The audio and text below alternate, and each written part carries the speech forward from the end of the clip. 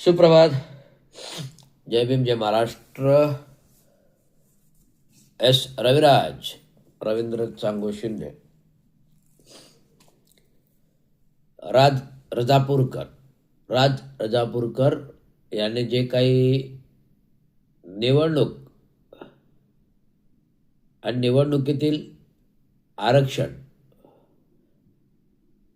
याबाबत जे काही कथाकथन केलं हे अगदी भावनिक कथाकथन आहे, जे माझ्या मनालाही भावलं की लोकशाहीच्या देशामध्ये संविधान, घटना, लोकशाही ज्या महामानवाने घडविली, या लोकशाही अंतर्गत सर्वांना स्वतंत्र अधिकाराची मूल्य दिली, जगण्याचा अधिकार दिला, लोकशाहीचा अधिकार दिला.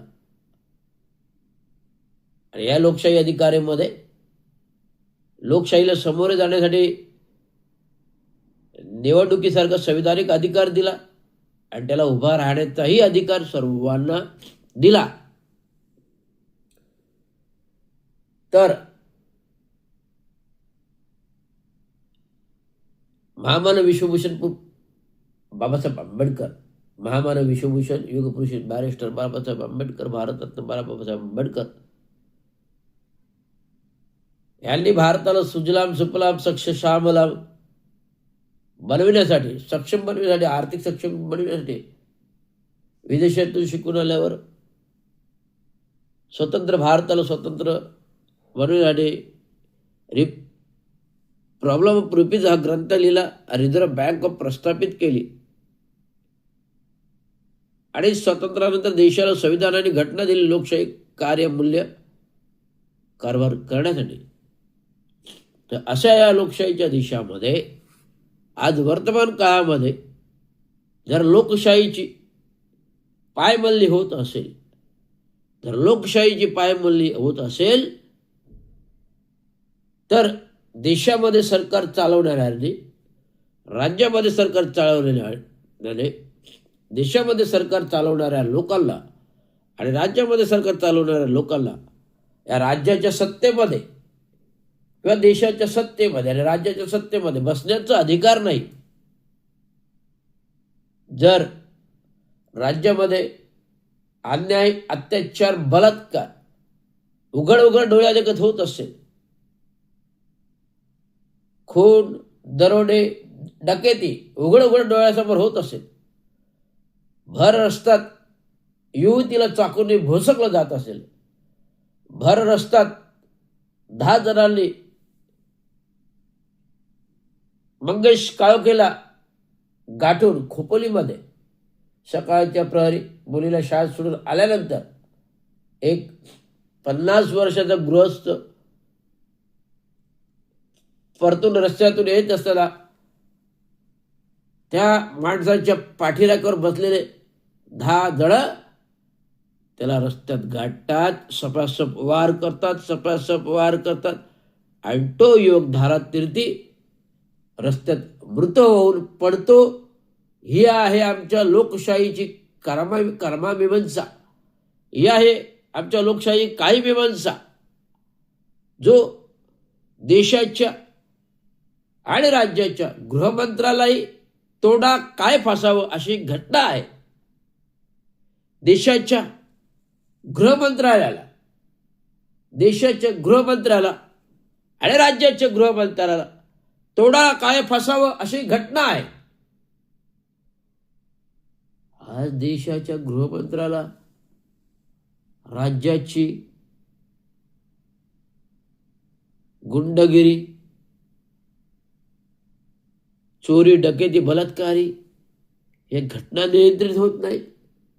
राज्याच्या गृहमंत्र्याला गुन्हेगारी, चोरी, डकेती, बलात्कारी, अन्याय, अत्याचार, खून, दरोडे, डकेती कंट्रोल होत नाही.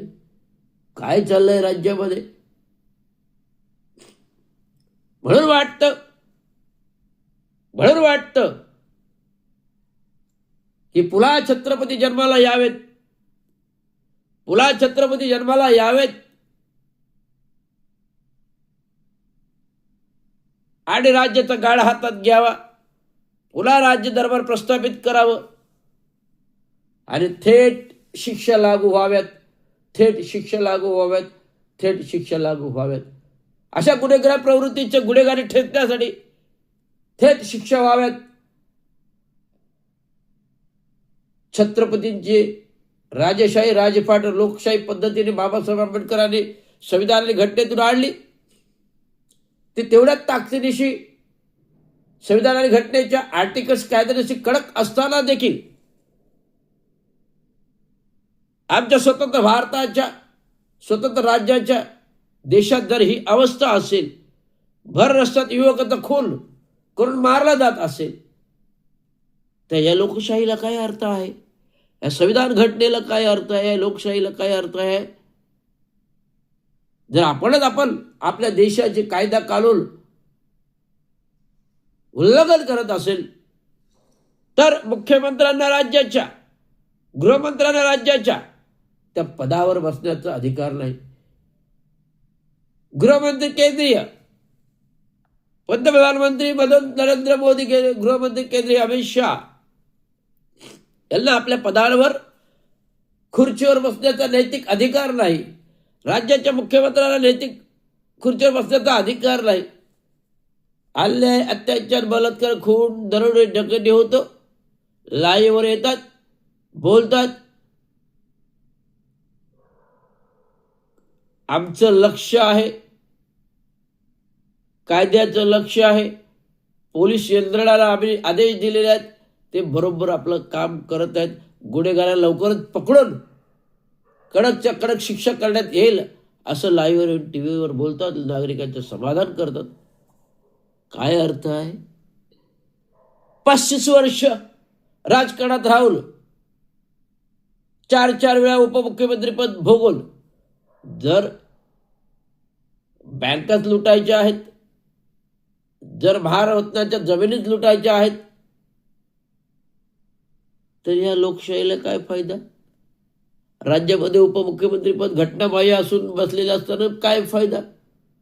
जर लोककल्याण, जलकल्याण, राज्याचं कल्याण होत नसेल आणि राज्य बदनाम होत नसेल तर अशा सरकारची आम्हाला काही गरज नाही. तर अशा सरकारच्या मुख्यमंत्र्यांची, गृहमंत्र्यांची, कॅबिनेट मंत्र्यांची, पूर्ण मंत्रिमंडळाची आम्हाला काही गरजच नाही. बरखास्त करून टाकायला पाहिजे. नागरिकांनी सूत्र हातात घ्यायला पाहिजे. जे नेपाळमध्ये घडलं, जे पेरूमध्ये घडलं, विधानसभा मंत्रालयामध्ये नागरिक गेले, तसंच महाराष्ट्रामध्ये व्हायला पाहिजे का केंद्रामध्ये व्हायला पाहिजे अशी अपेक्षा गृहीत धरता का तुम्ही सरकार? आणि परत मग तुम्हाला कायदे कानूनाची अंमलबजावणी करून नको त्यांना धरपकड करायची आणि ठार मारायचे पोलिसांथ्रू, हेच करत राहायचे का? काय घडलं त्या बीडमध्ये, काय घडलं त्या परभणीमध्ये? आणि आम्ही लढतो सत्तेसाठी, निवडणुका बरे, आम्ही लढतो सत्तेसाठी, निवडणुका बरे. काय कोणाचं पडलं नाही, गोरगरिबाचं पडलं नाही. आम्हाला फक्त सत्ता खुर्ची राजकारण, सत्ता खुर्ची राजकारण, सत्ता खुर्ची राजकारण आणि मुंबई, सत्ता खुर्ची राजकारण आणि मुंबई, सत्ता खुर्ची राजकारण आणि मुंबई, सत्ता खुर्ची राजकारण आणि मुंबई. एवढंच आम्हाला पडले. गरिबाचा जीव जातो, जाऊ दे. गरिबाचा खून होतो, होऊ दे. गरीब युवतीचा खून होतो, होऊ दे. बलात्कार होतो, होऊ दे. आम्ही आमच्या नीतिमूल्य जपण्यासाठी एन्काउंटर करतो, एन्काउंटर करतो, एन्काउंटर करतो. महाराष्ट्रामध्ये जातीयता फोपावून, आरक्षण पद्धतीमध्ये भांडणं लावून,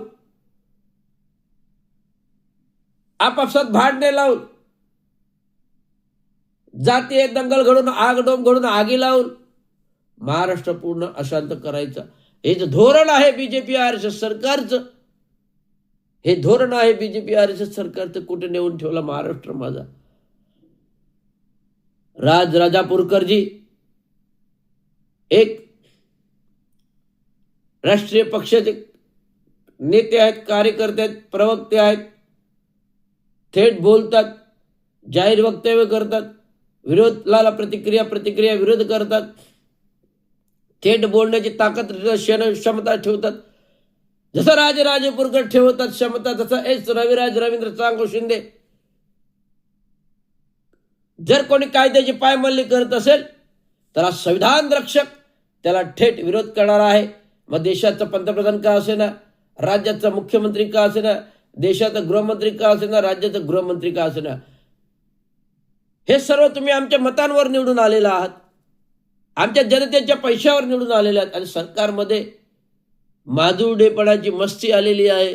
त्यामुळे देशामध्ये दर्दनाक घटना घडतात, राज्यामध्ये दर्दनाक घटनात, आणि गरीब नाक फुकनाक भरडला जातो, गरीब फुकनाक भरडला जातो. कुठे नेऊन महाराष्ट्र ठेवला माझा, कुठे नेऊन ठेवला महाराष्ट्र माझा, कुठे नेऊन ठेवला महाराष्ट्र. हे फार विवंचन आहे, बोलू तेवढं कमीच आहे.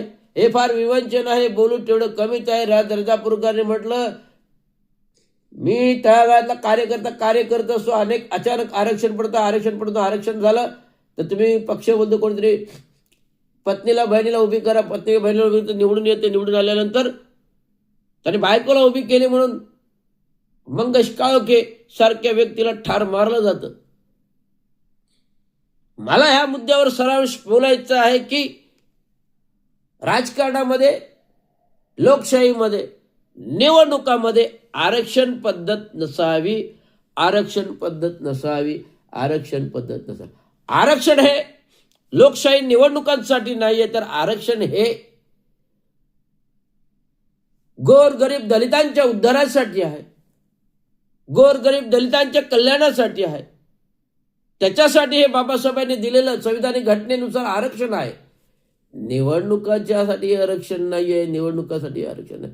हे तुम्ही आम्ही सरकारने स्वार्थी फायद्यासाठी मंडल आयोगाचा आधार घेऊन निवडणुकामध्ये आरक्षण लागू केलं. हे स्वार्थी धोरण आहे. निवडणुकीमध्ये आरक्षण नाही, निवडणुकीमध्ये आरक्षण लावणे हे चुकीचीच पद्धत आहे. त्याच्यामुळे असे खून दरोडे डकेती घडत आहेत.